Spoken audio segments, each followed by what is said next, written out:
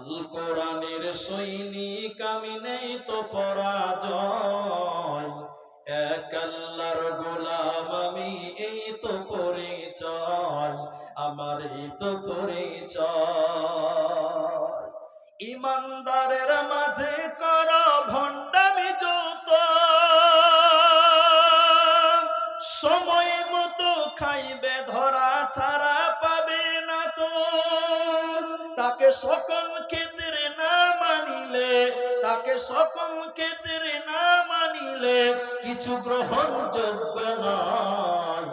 এক আল্লাহর গোলাম আমি এই তো পরিচয়, আমার এই তো পরিচয়।